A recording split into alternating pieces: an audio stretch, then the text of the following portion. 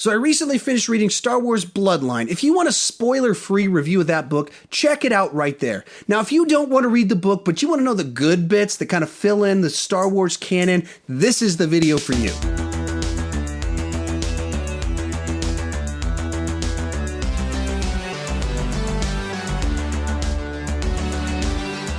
So I don't know about you, but I can't possibly read all the Star Wars books that are part of the canon now, but I want to know the good bits that kind of fill in the big details about what my favorite characters were doing before and after the events of some of my favorite movies of all time.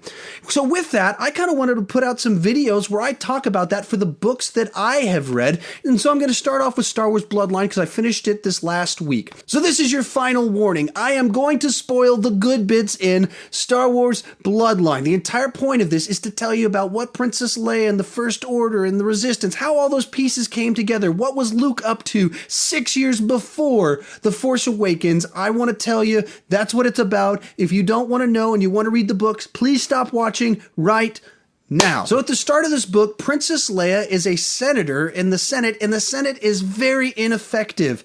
There's no one leader, so there's no real progress in anything because there's two parties. There's the populists and the centrists. Centrists want basically Empire 2.0, and the populists want Old Republic 2.0, and they're just really clashing, deadlock, nothing's happening.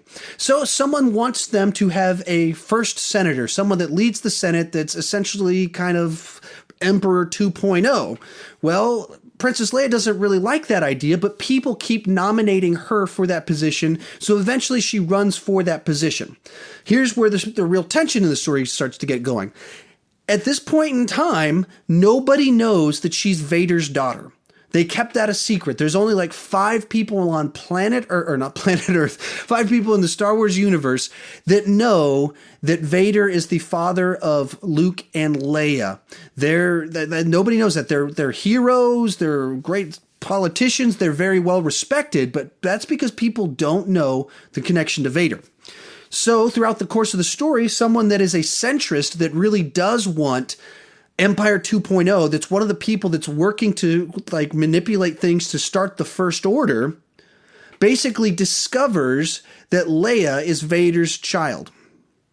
And that's kind of the tension going on throughout the story, and so I'll leave that there. Throughout the story, Leia has to partner with a guy named Ransom, who is a centrist. He's a big fanboy of the Empire and like collects collectibles from the Empire and has like stormtrooper uniforms in his office. So him and Leia don't get along great at the beginning. But throughout the story, what you realize is it's not that he loves Palpatine and Vader. He hates them, but he respects that type of government structure. And he believes what was wrong with the Empire was that it was run by an evil emperor.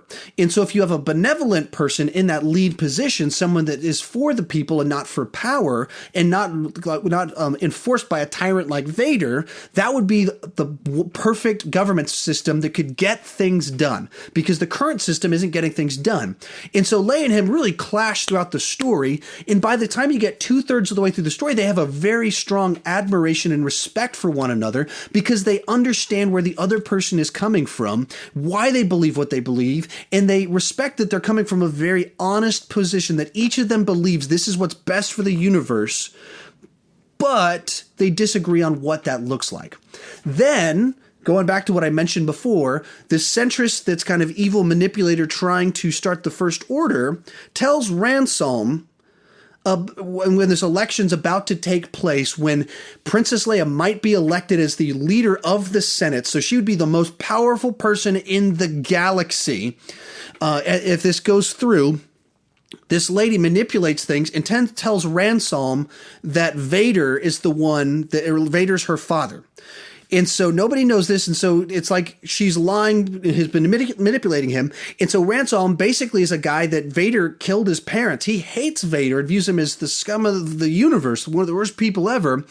And so he's opened up to Leia about this, so he feels personally betrayed by her. So he goes in front of the Senate and outs Leia as Vader's daughter. And so in an instant, Leia, who is the most popular politician in the whole universe, the most trusted politician in the universe, instantly is outed as a liar, as a fraud, as a manipulator, and everything goes into question because people start going like, wait a minute, Vader knew where a bunch of rebellion bases were. Was she feeding him information? Well, we don't. The only reason we know Luke says that this and this happened is because Luke saw it and he told us. Well, he was lying too. And so this whole kind of disarray starts because of all this discussion of whether the Skywalkers are liars or not, because they have been lying this whole time. This is really important because it destabilizes the entire populist party at this point in time, because she was the face of it, and now the face of how honest they are is now revealed to be this corrupt politician that's been lying to everybody. So the whole party kind of starts to go into shambles because of it, and they were planning on putting her forward as their candidate, so they have to come up with a backup plan, and all these pieces start getting really shaky because this is revealed when it's revealed. And Ransom, who's not a bad guy, was used by these people that are centrists that are trying to start this new first order, and they're trying to destroy the populace and make them look bad. He was manipulated by them. They're the example of what does make the first order in the Empire bad. This guy is the version, this Ransom is the version that could make it good, but he's made to like manipulate the Princess Leia and tear her down. So there's a lot of this political stuff kind of going on, and that's the context where all this starts to unfold. And the other thing I forgot to mention is that at the beginning of the story, Princess Leia is saying, to herself, she wants to retire. She doesn't want to be a senator anymore. She didn't want to run for this office, but because of the way things unfolded, she felt she had to. And so by the time you get to the end of the story and she's been humiliated as a senator, she's realizing that there's people manipulating what's going on. And like the story has a terrorist attack in the middle of it, and that's the centrists and these people trying to start the First Order. They're behind all of it. And so then Princess Leia realizes she needs to step down and start working towards some sort of defense against what's coming and what's on the way. And that's where you start to see some communications going on. And it ends with basically the beginning of the resistance, where she starts going to people that still trust her, that know, like, no, we know people are manipulating you. They're trying to make you look bad because they're seeking power. And that's where the story ends. The other thing that happens at the end of the story is that Ransom is the guy that ends up being they fake evidence to accuse him of being the terrorist that tried to kill a bunch of people. So he's put in prison at the end of it, and he basically acknowledges like, yeah, these people are corrupt and they're trying to tear you down. And he finally kind of gets it while still believing in what he believed in. So to summarize all of that, at the beginning of the story, Princess Leia is the most trusted person in the universe. There's two parties, and she's part of the populists. The centrists are kind of the Empire 2.0 people, and the Empire 2.0 people conspire to basically make it so that there's one person in control of everything, and they want to make sure it's not Princess Leia, so they tear her down, so their guy gets into power. And they've manipulated everything to start setting it up so that they can once again have this centralized government that can rule the galaxy. Throughout the whole story, there's this side plot about this criminal underworld that kind of drives the action. They're the ones that are kind of responsible for the terrorist stuff. Like, they're being paid by the centrists to do stuff under the table, and it's all secret. But none of that plotline really ties into the bigger story of things. It's just they're gangsters that are being manipulated to try and do stuff. What the story doesn't really give you is anything good about Luke and Ben Solo, really. The only big piece of information you know about Ben Solo from this story is that he did not know that Vader was his grandfather until this story. They didn't tell him about it, and so unless Luke had kind of told him while they were off training, he found out about it when the whole galaxy found out about it, when he was outed by, or when they were outed by Ransom. And so that gives a little bit of backstory of some of the deception that even Ben Solo would have felt, where he's off training with Luke. And that's all they really tell you about the two of them, that they're off training and they're off studying in the galaxy and they're off doing stuff. Those two are together during this story. So 6 years before The Force Awakens, Kylo Ren was still Ben Solo with Luke Skywalker. So that gives you a little bit of the time frame of when things happen.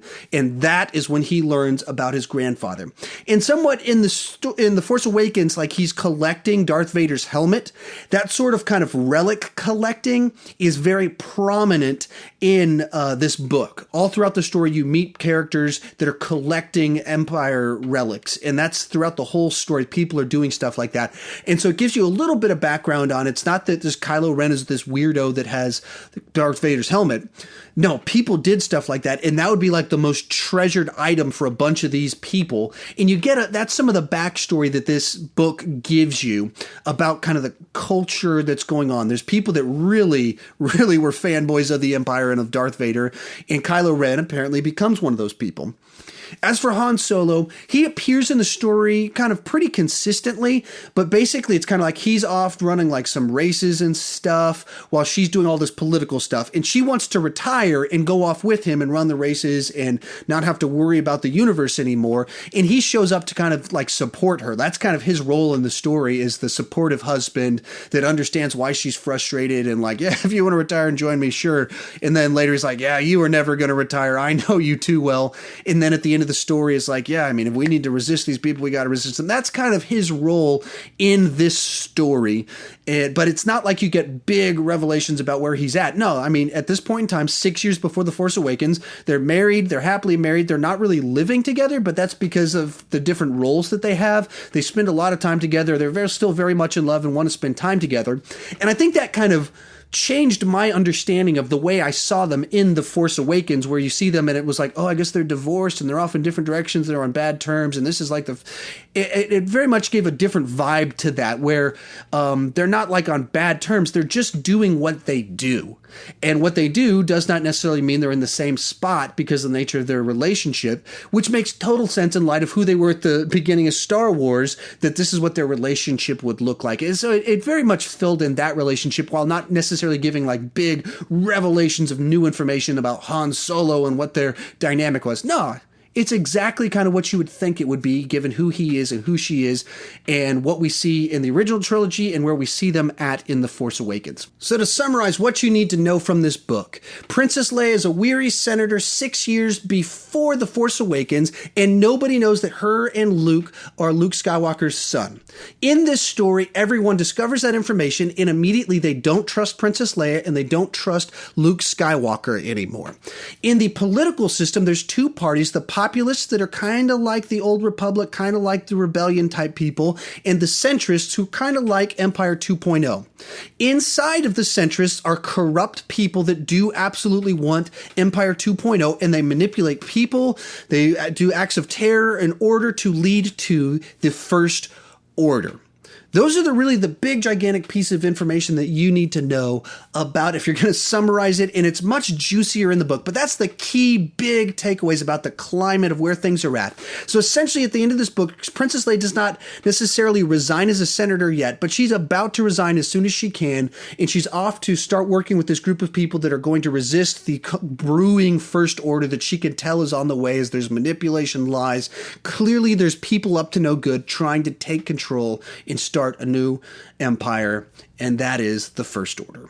So there you go. That's kind of my take on the bits that you might find interesting. If you're not going to read this book, but you want to know about the Star Wars world, that's what I took away. That's what I think you need to know. That's what I thought you would find interesting. If you have any questions, I'll try to elaborate them in the comment section. This comment section is going to be a spoiler-filled comment section, but if you've made it this far into this video, you obviously don't care about any of that. So ask your questions in the comment section. I would love to tell you about it because I might have forgotten something in this. If you're new to my channel, if you've never clicked that subscribe button, please consider clicking that subscribe button. I love to talk about movies, TV, Star Wars, but much more so, I want to talk about movies, TV, and Star Wars with you in the comment section. Please join us down there. Please click that subscribe button. And as always, thank you for watching. I think I just said subscribe to that button, which is not a word, but hey, I almost had a great take there. And let's go ahead and end here.